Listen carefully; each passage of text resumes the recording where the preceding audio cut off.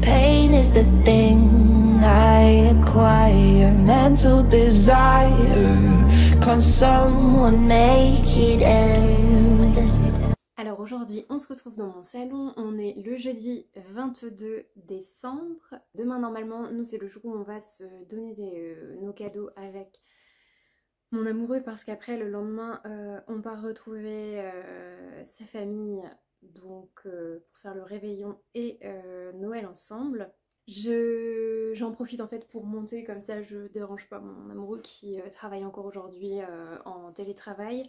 Et puis mon chat, si vous allez peut-être le voir passer, ne supporte pas très bien que je reste en bas sans lui. En fait avant, donc là la pièce dans laquelle on est, c'est la pièce où j'ai ma bibliothèque, où il y a un canapé et où avant il y avait la télé. Et pendant la période hivernale, comme il faisait méga froid et qu'on n'a pas de chauffage, enfin qu'en tout cas le seul moyen de chauffage qu'on a c'est le poêle, bah du coup en fait on a un peu descendu tout en bas et pour éviter en fait que mon chat se balade dans toute la maison parce qu'il a un peu une tendance à détruire et à manger des câbles qu'il ne doit pas, en fait on a quand même une partie qui est toujours séparée par un grillage, mais en fait mon chat déteste. Et donc voilà, comme ça je suis dans la même pièce que lui, vous le voyez pas, il est en mode vaisseau spatial.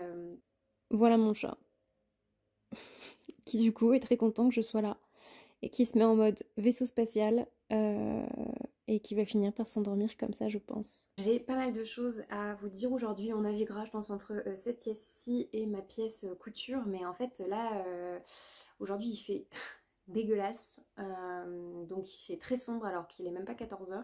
C'est là où je pense qu'il y a un peu de luminosité. Après quand on ira dans ma pièce je serai obligée de mettre la lumière, donc ça ferait une luminosité pas terrible, j'en suis désolée hein. Il y a des avantages au vlog mais il y a aussi des inconvénients et la gestion de la lumière en période hivernale c'en est une. Alors premièrement j'avais envie de vous parler de ma chaussette parce que ça c'était donc la première et j'ai terminé ce matin la deuxième. Alors, ça a été toute une réflexion parce que... alors, je l'ai quand même mise sur le bloqueur à chaussettes parce que sinon le motif se lisse absolument pas. Mais je vous avais dit que les bloqueurs à chaussettes, j'en étais pas spécialement fan parce que ça a tendance à les agrandir. Moi, vous voyez, c'est la taille M.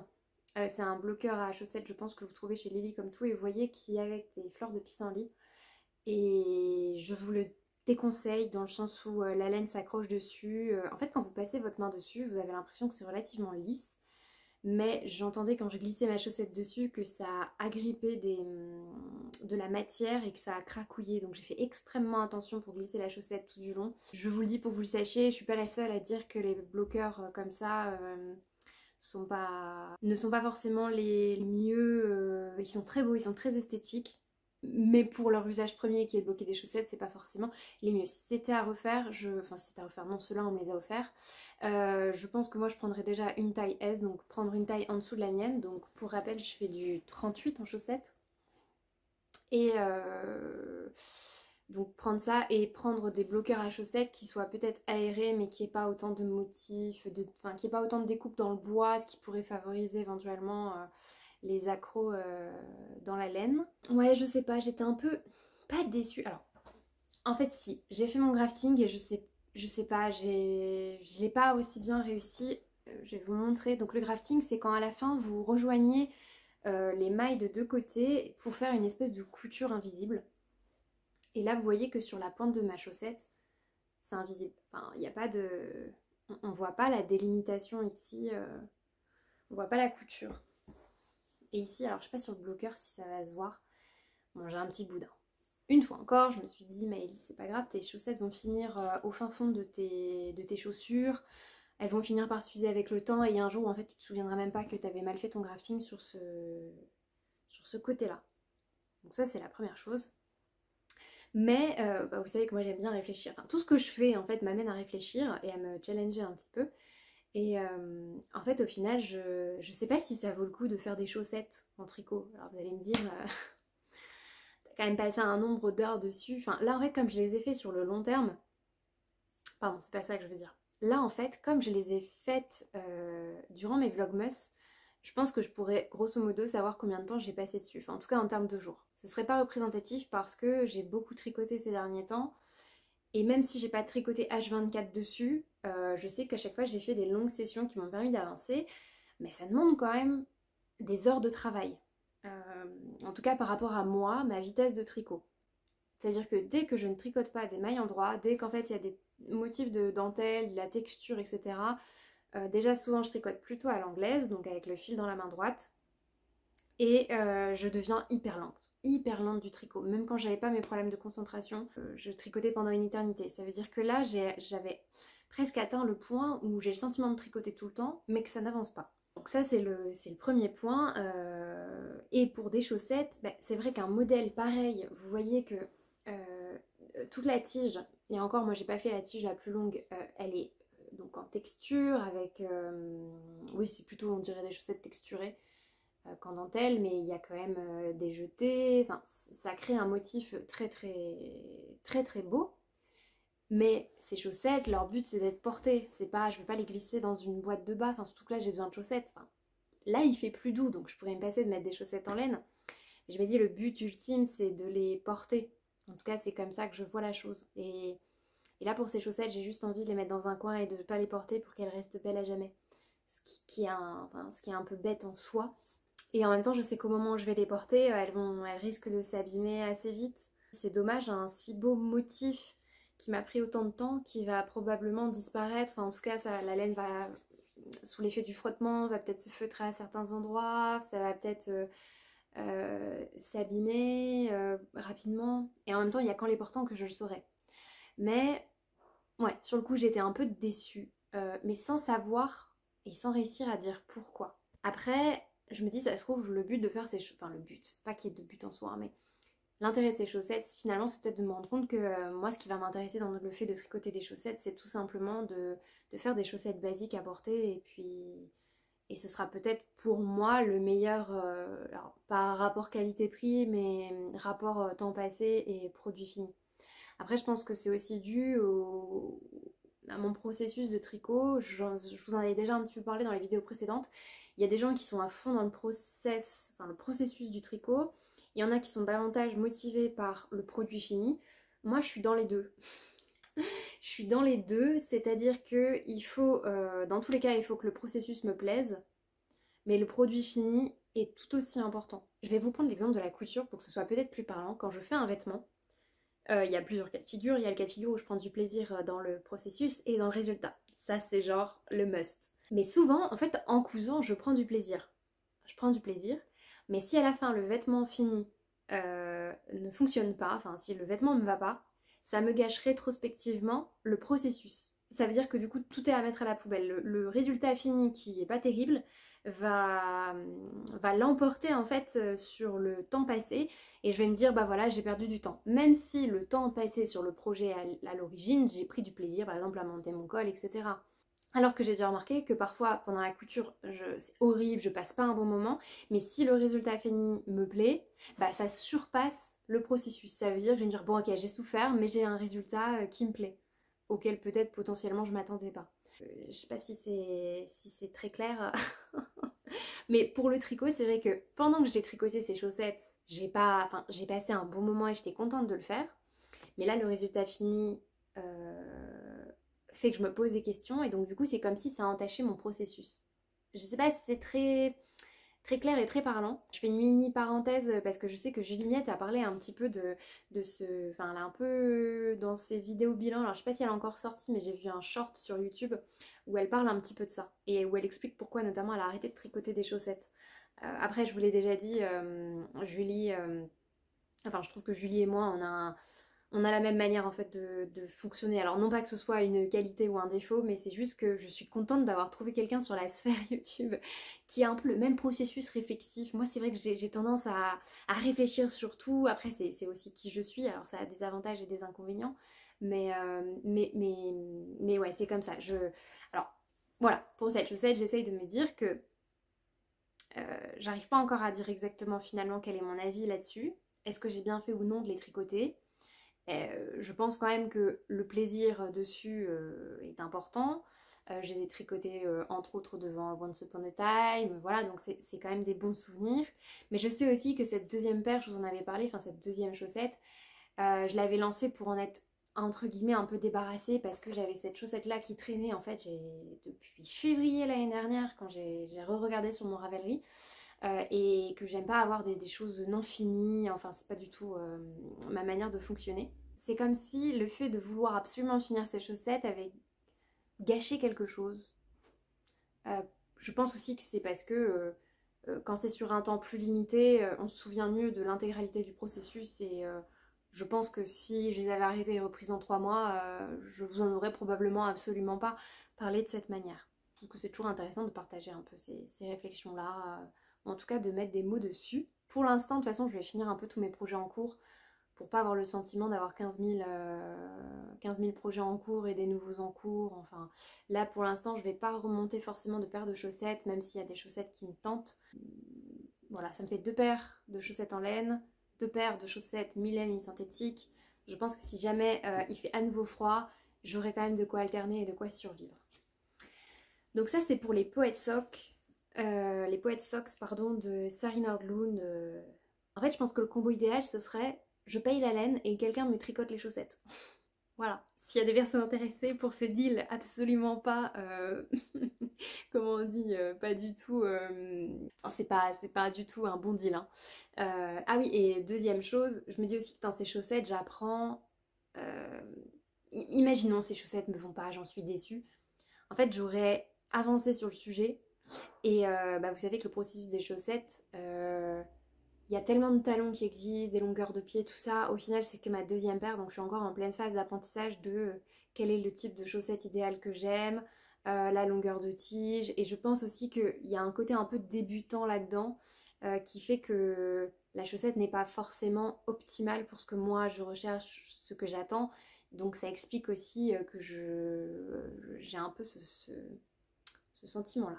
J'ai oublié de vous dire ce que je porte aujourd'hui, donc je porte toujours mon t-shirt d'Irendo Orage et je porte ma chemise liseron que j'avais hackée pour qu'elle ressemble à une vieille chemise Bel Air que j'avais depuis mes 18 ans mais qui s'était craquée au coude et donc j'avais en fait rajouté ces empiècements là avec du biais tout ça, enfin ça m'avait pris pas mal de temps et j'avais rajouté aussi les poches, j'en suis toujours très contente.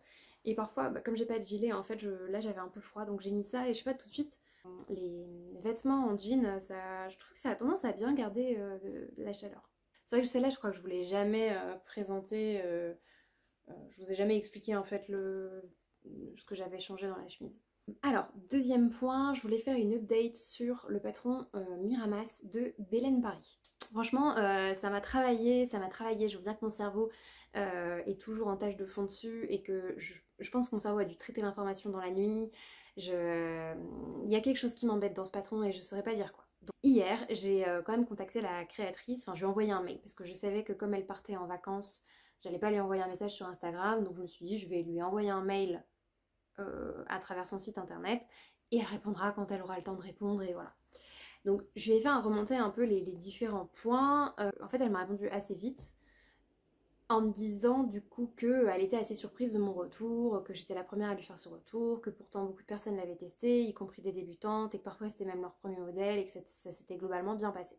Ok, soit, peut-être. Donc de toute façon, je ne sais toujours pas pourquoi il y a ce problème au niveau des emmanchures. Moi, je vais vous expliquer un peu ce que j'ai fait et de toute façon, j'ai pas un avis définitif et je peux pas trancher de toute façon pour expliquer le pourquoi du comment parce que j'ai toujours pas trouvé, je sais pas d'où vient le problème entre guillemets.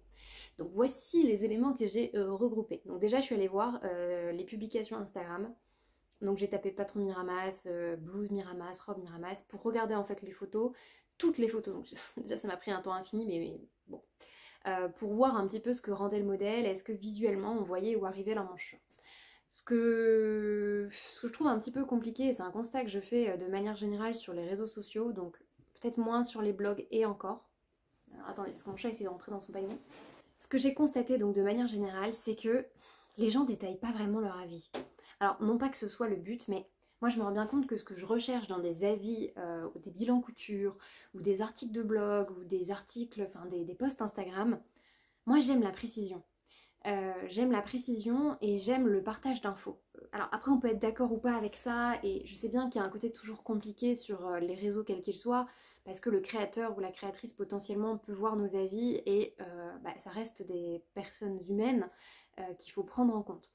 Mais il y a aussi le côté de se dire que quand un objet est vendu, il peut être vendu à beaucoup de gens et que ça c'est aussi de l'argent qu'on investit dans quelque chose et que s'il y a des infos à faire remonter, il faut les faire remonter. Pour moi, ça fait partie en fait de la, pas la relation commerciale, mais oui, de cet échange commercial. Donc c'est vrai que par exemple, moi quand j'ai des choses à faire remonter, je dis pas forcément que j'ai raison ou que le tort vient de la créatrice ou du créateur, enfin c'est pas du tout ça.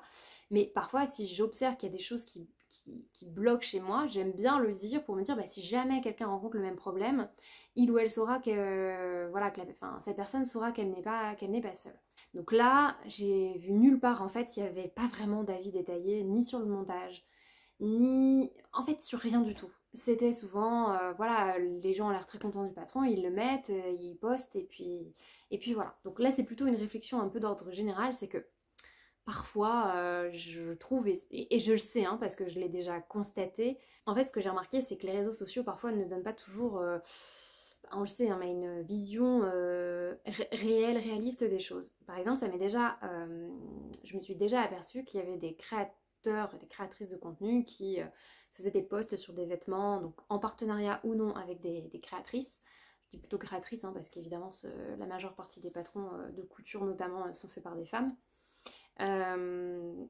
Et en fait, je sais pas, quelques mois plus tard, vous voyez le vêtement vendu sur Vinted parce que soit la personne ne le porte pas ou alors vous apprenez un peu plus tard en creusant le sujet, en posant la question directement à la personne qu'en fait il y a des choses dont elle n'est pas satisfaite. Et je trouve que parfois les avis, c'est pas qu'il manque d'honnêteté, c'est qu'il manque un peu de transparence. Moi, j'ai aucun problème à vous dire qu'en tout cas, vous voyez, peut-être que ça vient uniquement de moi, peut-être que c'est juste lié uniquement à ma morphologie, mais au cas où, si vous faites la blouse Miramas, au moins vous aurez ces informations en tête, et peut-être que vous n'aurez pas de problème, mais peut-être que si jamais vous aussi les emmanchures sont trop hautes, vous vous direz qu'il y a peut-être un problème, ou en tout cas que ça vient pas forcément de vous. Alors là j'en sais rien parce que j'ai toujours pas réglé le problème. La seule chose que je peux vous dire c'est qu'en regardant sur les photos, la ligne en fait arrive vraiment sur la poitrine. Et comme la jonction à la manche se fait là, ça veut dire que forcément l'emmanchure est relativement haute. Je pense, mais peut-être que je me trompe, hein, mais donc le fait que la blouse soit ample fait que comme elle est ample, du coup normalement on a quand même de l'espace. Mais qu'effectivement si vous montez le bras, forcément toute la blouse va bouger avec. Moi j'ai un problème, je suis enseignante, donc moi je passe quand même beaucoup de temps à écrire au tableau, à lever les bras, ce qui n'est peut-être pas le cas de la plupart d'entre vous. Et donc forcément c'est quelque chose auquel je fais davantage attention. J'ai quand même, du coup, en voyant tout ça, j'ai vraiment cherché hein, sur les blogs, tout ça, et il n'y a rien de détaillé en fait. C'est comme si personne n'avait eu aucun problème. Mais même moi, je me dis, une débutante qui commence à faire un col volanté, alors peut-être que c'est juste moi, mais moi, un col volanté, si j'en ai jamais fait, je sais pas en fait, je sais pas si c'est parce que moi-même quand j'étais débutante, il y avait des choses où je faisais mal les choses et je m'en rendais pas compte et donc du coup je faisais pas de retour dessus, ou alors qu'en fait je savais pas si c'était moi qui faisais mal les choses et donc du coup je les mentionnais pas. Enfin voilà, il y a plein de facteurs, là je vous avoue que je ne saurais pas vous dire.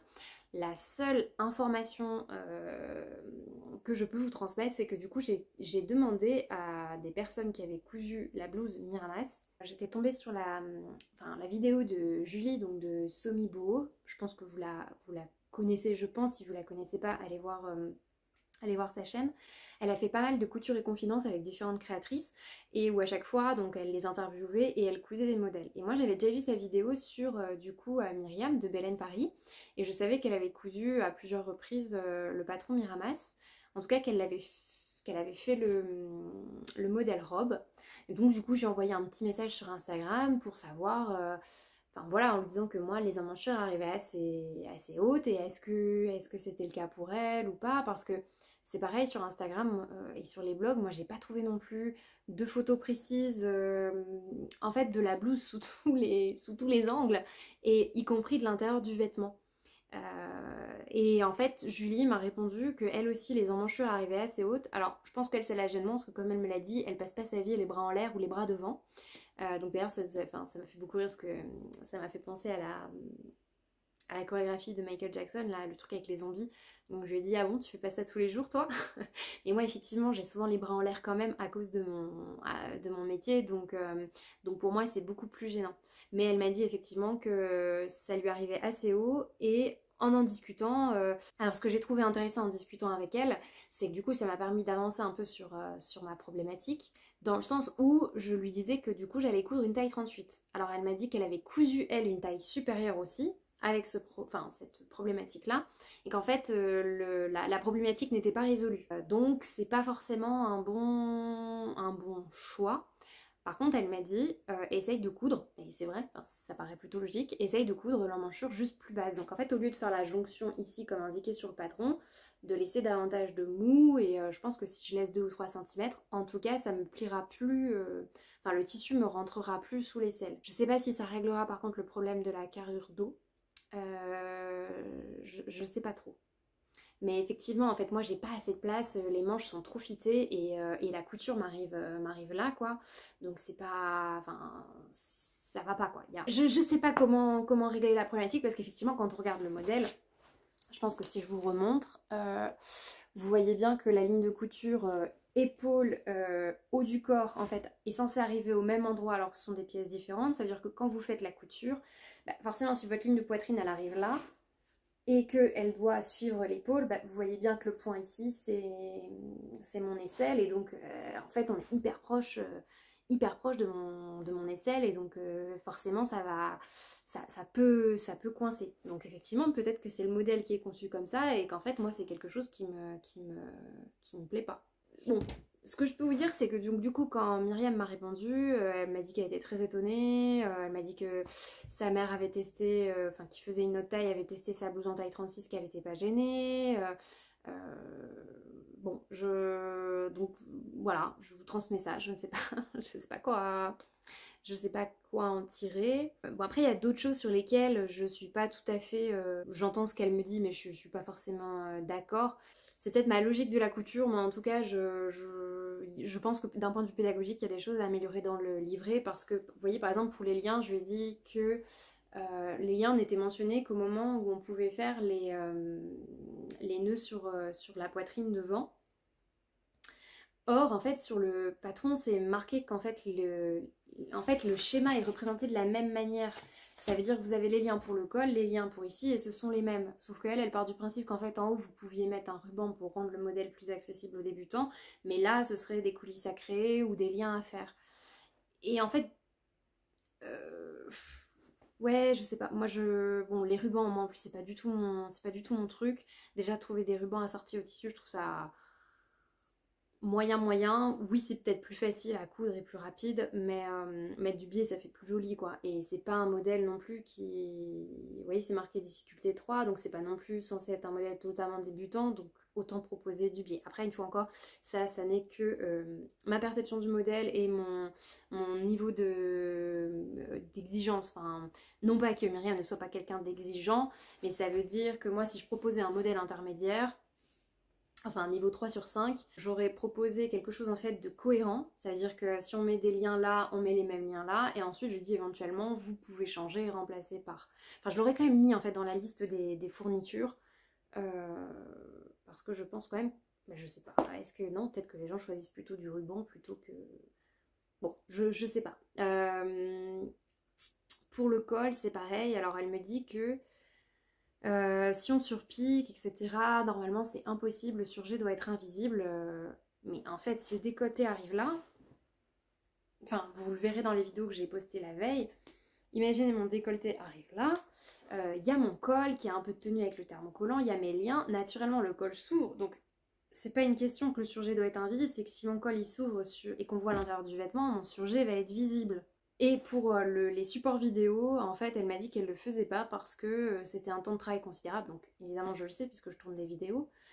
Et ça, je le remets pas du tout en cause, hein. Faire des tutos, tout ça, ça prend du temps. Mais du coup, moi, ça me questionne. En fait, ça me questionne sur les prix. Enfin, je pense que si vous me suivez un peu depuis quelques temps, vous savez que moi, je suis pas du tout pour dire que les patrons ne valent pas leur prix. C'est juste que j'essaye de faire un ratio entre ce qui existe sur le marché, ce qui est proposé, et ensuite de me faire un peu une opinion dans tout ça. Moi, je trouve ça très bien que les créateurs et les créatrices rémunèrent leur travail à leur juste valeur, donc on pourrait estimer qu'un patron vaut 20 € même s'il n'y a pas de support vidéo. La seule problématique, c'est que bon, déjà moi il y a des choses qui dans le patron me font dire que déjà à équivalent sur le marché, on trouve des patrons moins chers qui sont bien plus fournis avec support vidéo et où il y a bien plus de choses dedans. Mais je remets pas du tout en question le temps de travail, hein. Je sais qu'il est réel et je pense que de manière générale, en fait, c'est juste que les patrons qui nous sont vendus ne sont pas vendus assez cher. Non pas que j'aimerais payer davantage, mais c'est juste une réalité, ça demande un travail fou et je pense que le prix final n'est pas représentatif de tout le temps passé sur ce produit. C'est comme si, vous voyez, mes chaussettes, je vous les vendais 30 € alors qu'en fait j'ai passé des heures et des heures et des heures dessus et que la laine déjà m'a coûté 25 €. C'est pas du tout une remise en question de ça. En fait, je sais pas trop trancher, mais moi je trouve qu'un support vidéo était bien. Alors oui, elle dit que il aurait fallu dans ce cas-là faire payer davantage, et en même temps, là le patron. Ouais, je sais pas trop, je sais pas trop. Vous voyez, je suis encore en processus de réflexion. Je trouve que ces modèles sont très beaux. Je trouve que ces modèles sont très beaux, mais il y a des choses à améliorer d'un point de vue pédagogique. Et bon, là j'ai une problématique que je ne sais pas trop régler. Après, voilà, je ne remets pas en cause Myriam. Elle m'a proposé son aide. Elle m'a dit n'hésite pas à m'envoyer des photos, notamment pour les emmanchures. Mais c'est vrai que moi, l'argument de tout le monde a cousu et tout s'est bien passé, c'est pas un argument en fait sur lequel je. C'est pas un argument, moi, qui a tendance à me convaincre. Forcément, parce que je sais que j'ai pas forcément le même degré d'exigence et puis que, que dans le milieu de la couture, les gens n'ont pas forcément tendance à être totalement honnêtes. Ça veut dire que on voit rarement des avis négatifs sur des patrons, même quand on sait que le patron ne vaut pas son prix ou qu'il y a des vrais problèmes. C'est déjà arrivé, hein, il y a des patrons, on le sait entre nous qu'il y a des défauts, il y a des choses qui circulent entre nous, et entre nous, le temps d'une discussion, on est là à dire non, le fais pas, prends plutôt celui-là parce que il va y avoir des problématiques. Mais en fait, quand vous regardez les avis sur internet, on trouve rarement. Alors, le but c'est pas de mettre des avis négatifs, mais on trouve rarement des avis critiques au sens premier du terme, ça veut dire où les avantages, les inconvénients sont listés par rapport à l'expérience aussi de la couturière en question et de son parcours et de sa morphologie, parce que parfois le patron c'est pas qu'il est pas bon, c'est que il y a aussi la question de morphologie et donc tous les patrons peuvent pas s'adapter ou n'ont pas été conçus pour s'adapter, et ça dans ce cas là on rentre dans une autre réflexion. Mais bon, voilà. Voilà pour les informations que je voulais un petit peu vous donner. Je sais pas si j'ai vraiment avancé dans la réflexion, parce que j'ai remesuré les pièces du patron, Et oui, et la dernière chose, c'est que aussi dans les explications, et ça je tenais à vous le partager si vous le faites, parce que là c'est plus une question de, comment dire, d'explication, mais en même temps, c'est compliqué à expliquer. Pour cette partie-là, on vous dit donc de superposer la pièce 3 sur la pièce 1. Et on vous dit superposer votre devant 3 sur votre devant 1 sur 1 cm. Donc moi je m'étais dit, genre si je vous prends du papier, je m'étais dit là ça fait 1 cm, là ça fait 1 cm, je superpose sur 1 cm. En fait non. Là imaginez c'est votre devant 1 et ça c'est le bas de votre blouse volantée où là vous avez votre petite fourrelée. En fait c'est indiqué votre marge de couture elle fait 1,5 normalement. Et moi je comprenais pas, je me dis mais si la marge de couture fait 1,5 mais qu'il faut superposer sur 1 cm, je suis perdue. En fait, c'est que il faut délimiter votre 1,5, ici 1 cm, vous superposez, et en fait, ça veut dire que comme vous allez coudre à 0,5, il n'y a qu'une partie. Oh, c'est compliqué à expliquer. C'est compliqué à expliquer comme ça. En fait, il va bien y avoir 1 cm de superposé, mais au total, vous aurez 1,5. Ça n'a aucun sens ce que je raconte. J'avais fait un schéma pour que ce soit plus explicite et je pense que là du coup, je dois pas être la seule à mettre planté. Parce que là c'est vraiment en fonction de la manière dont vous comprenez les instructions. Donc si vous êtes très appliqué, vous allez vous dire oui ça fait 1,5, je dois superposer sur 1 cm. Donc ça veut dire qu'en fait j'ai 0,5 en haut qui se balade tout seul. Et ça fait sens. Mais moi c'est pas ce que j'ai fait. Donc en plus mes emmanchures sont trop hautes alors même que j'ai cousu avec une marge de couture plus petite. Donc si j'avais cousu normalement, je pense que la blouse me serait carrément rentrée sous le bras. Bon, tout ça je vous le redirai, de toute façon je ferai des bilans et j'essaierai de vous faire un petit schéma. Oui voilà, en parlant des schémas, je maintiens quand même que les schémas sont trop... Alors le livret est très beau, très joli, mais les schémas sont parfois trop petits. Et en termes de couleurs, c'est pareil, parfois il y a des couleurs, mais en fait, il me semble pas que le... Ou alors je l'ai raté, hein, c'est possible. Il n'y a pas le code couleur, donc en fait, moi je comprends l'endroit en vert, mais il n'y a pas... Bon bah écoutez, voilà pour mon avis, enfin pas mon avis, c'est pas du tout un avis, mais pour les quelques infos que j'ai réussi à glaner, à récupérer sur la blouse Miramas. Donc là pour l'instant ma blouse elle est un peu en stand-by, je pense que je vais me faire un ourlet rouloté en bas, un ourlet rouloté aux manches et que je vais simplement coudre un élastique directement dessus pour pouvoir la porter. Pas passer trop de temps dessus parce que là ça n'a aucun sens de faire des finitions aux petits oignons alors que la blouse est un peu trop serrée. Et que le tissu est pas forcément de bonne qualité. Vous voyez là il faut savoir trancher. Je pense que dans le même état d'esprit en termes de patron, il y avait la blouse de Justine d'Apolline Patterns et je pense que je finirai par me la procurer parce qu'en fait moi ce qui m'intéressait dans ce modèle c'était le décolleté et le col volanté. J'avais pas pris la blouse Justine parce que c'est vendu soit en PDF soit en format papier et vous êtes obligé de payer les frais de port pour le format papier puisque sur Apolline Patterns vous ne pouvez pas, les patrons ne sont pas revendus ailleurs. Donc vous ne pouvez pas vous dire je passe ma commande sur Rascol et j'en profite pour mettre le patron et puis voilà je paye pas les frais de port. Voilà pour les 2 points du jour. Je voulais vous montrer mon stage de laine, enfin en tout cas vous présenter un petit peu ou les tissus et tout, mais je pense que je suis déjà à genre 20 minutes, 30 minutes peut-être de vidéo, donc je vais m'arrêter là. Je vous souhaite une bonne journée ou une bonne soirée et je vous dis à demain pour une prochaine vidéo.